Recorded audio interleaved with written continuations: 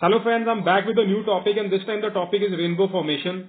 In my last lecture, that is during which we discussed the dispersion of light, the last question was about the rainbow formation and that time, I wasn't able to discuss that properly. So this time I'm discussing the rainbow formation in detail and the type of questions that generally come in exams.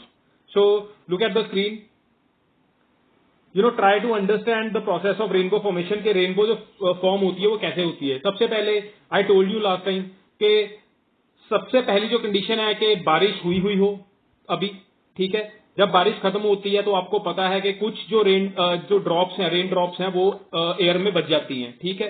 So firstly this condition is the first one. Secondly the sun should be shining, क्योंकि जब सन shining होता है और cloudy नहीं होता तभी हमें rainbow formation दिखती है. And the third condition is that the sun should be behind you, और वो क्यों है वो आपको मैं बाद में बताता हूं. So firstly look at it. देखो, जो ये है आपकी वाटर ड्रॉप, ठीक है. सनलाइट इस पर टकराएगी, ठीक है. जब सनलाइट टकराती है ना, try to remember one thing, जो रिफ्लेक्शन और रिफ्रैक्शन का फिनोमेना है ये इकट्ठा चलता है. ये दे बोथ रन साइमल्टेनियसली. जहां पर रिफ्रैक्शन है थोड़ी सी रिफ्लेक्शन भी होगी. रिफ्लेक्शन क्यों होती है? क्योंकि जो कोई भी सरफेस है, कोई भी इंटरफेस है, वो परफेक्ट नहीं होता. उस पर डस्ट पार्टिकल्स भी हो सकते हैं. अगर डस्ट पार्टिकल किसी भी सरफेस पे होंगे, लगा लो रेन ड्रॉप के बाहर होंगे, तो क्या होएगा, वहां पर डिफ्लेक्शन होगी. जो भी रे एंटर करने की कोशिश करेगी, जब वो उस डस्ट पार्टिकल पर लगेगी तो वो डिफ्लेक्ट होगी, ठीक है. ऐसे ही हो सकता है कोई सरफेस बहुत स्मूथ हो, ठीक है. जो स्मूथनेस ऑफ सरफेस होती है वो भी डिफ्लेक्ट करती है लाइट को. So there are many reasons that generally ये नहीं होता कि कोई भी रे आई वो पूरी की पूरी रेन ड्रॉप के अंदर एंटर करके कुछ ना कुछ वहां पर डिफ्लेक्शन होती है. That deflection is called reflection, ठीक है. सो इसमें सबसे पहले क्या है कि कुछ लाइट बाहर के बाहर ही रिफ्लेक्ट हो जाएगी, ठीक है जी. उसके बाद जो रेज बचेंगी वो इसके रेन ड्रॉप के अंदर हो जाएंगी through the process of refraction, ठीक है. जब आपको पता है रिफ्रैक्शन होगी, कोई भी पॉलीक्रोमेटिक लाइट है, जैसे व्हाइट लाइट को हम कहते हैं कि it is a polychromatic light. Polychromatic light का क्या मतलब है? It is a collection of many lights. There are many monochromatic lights in it, ठीक है. तो क्या होगा जब रिफ्रैक्शन होएगी, though that white light gets dispersed. Disperse का मतलब होता है splitting of light. Here we are not talking about deflection, we are talking about splitting of light. और जब वो स्प्लिट होती है, स्प्लिट होने के बाद क्या होता है, लाइट जो भी उसके कंपोनेंट्स हैं, दैट इज जो विबग्योर है, वो स्कैटर कर जाएंगी.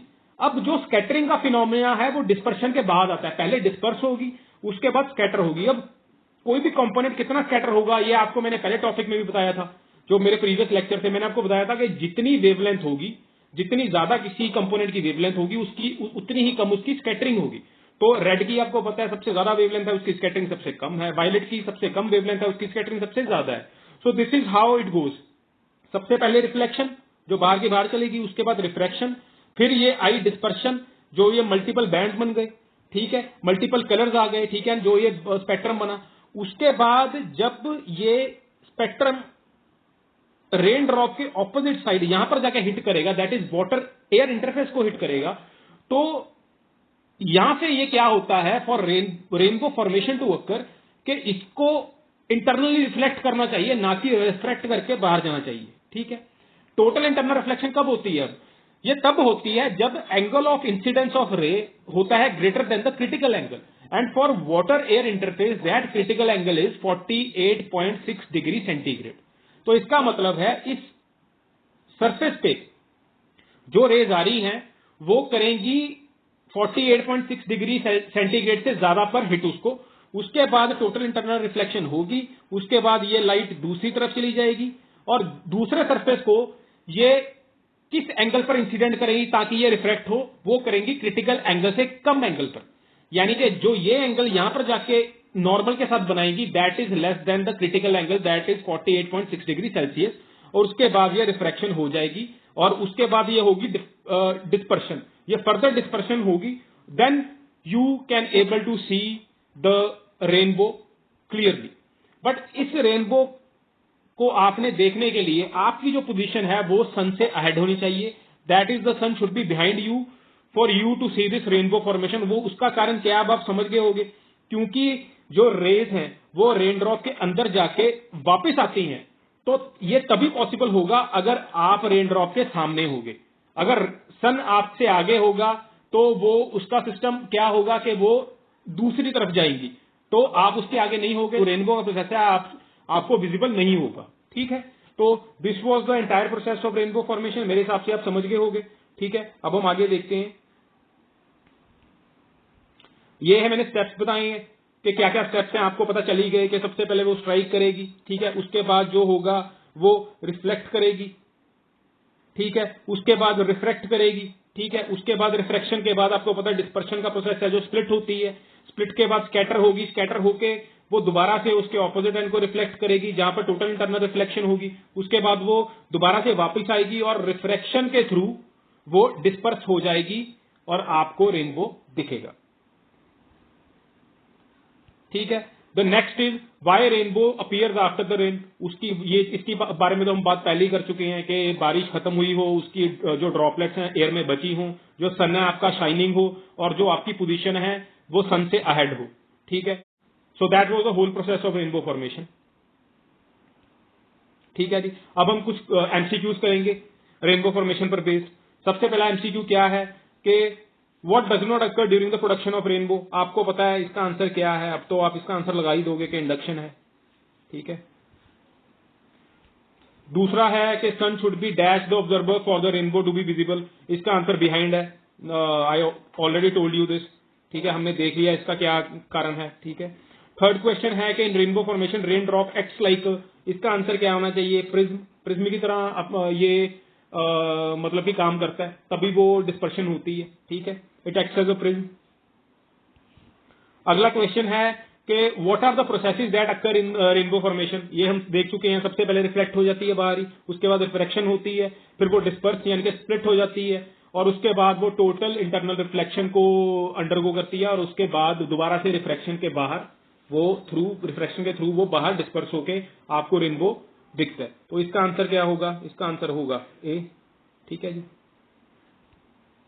अगला क्वेश्चन क्या है, the reflection of sunlight takes place dash water droplets to form a rainbow. अब आपको पता है इनसाइड ही होता है सारा काम, रेनबो के अंदर ही, अपना रेन ड्रॉपलेट के अंदर ही होगा, तो इसका आंसर क्या होगा, इसका आंसर होगा इनसाइड। ठीक है जी, उसके बाद है rainbows are cause by the dispersion of white light in rain drops. It is very simple. ठीक है, नेक्स्ट क्वेश्चन है rainbows are cause due to. अब ये this is a very important question. इसमें आप समझो कि देखो, एक तो होती है स्कैटरिंग, एक होती है डिस्पर्शन। मैंने आपको बता दिया डिस्पर्शन का क्या मतलब है, splitting of light. Here when we talk about dispersion we are basically talking about the splitting of light, the basically the splitting of polychromatic light after refraction. ठीक है, तो इसमें कोई हम डेविएशन की बात नहीं कर रहे, इसमें कोई भी डेविएशन की बात नहीं हो रही कि क्या डेविएशन होगी। ठीक है, और जो स्कैटरिंग होती है उसका मतलब है डेविएशन। ठीक है, जो पॉलीक्रोमेटिक लाइट है रिफ्रैक्शन के बाद मोनोक्रोमेटिक लाइट में कन्वर्ट होती है। अब हर लाइट जो हर कलर है उसका, जो विबग्योर का हर कलर है, जो 7 कलर हैं, वो कितने डिफ्लेक्ट होंगे, वो कितने स्कैटर होंगे, that depends on the wavelength of each colour. क्योंकि रेड कलर की ज्यादा वेवलेंथ है, वो कम रिफ्लेक्ट होगा, जो अपना कम बेसिकली स्कैटर होगा। जो आपका वॉयलेट कलर है, क्योंकि उसकी वेवलेंथ कम है, वो ज्यादा स्कैटर होगा। इट इज सिंपल, आपको पता भी ये चीजें, मेरे हिसाब से मुझे समझाने की जरूरत ही नहीं है।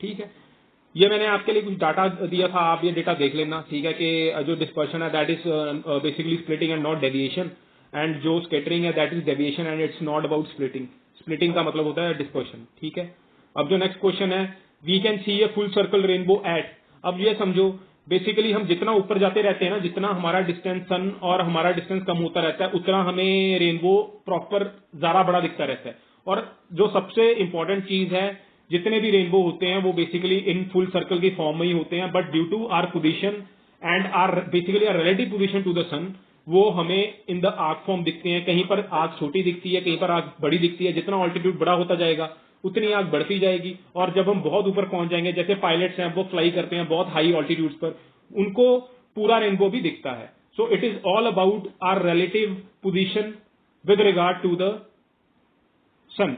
ठीक है जी, तो our relative position to the sun basically यही इसका आंसर है। तो ये हायर ऑल्टीट्यूड्स पर जाके हमें जो है वो फुल सर्कल दिखता है रेनबो। ठीक है, तो इसका आंसर ये है। ये basically this is how the rainbows are formed, basically they are formed in proper circle form, ठीक है। तो ये इसकी मैंने एक्सप्लेनेशन लिखी थी, ये आप देख लेना।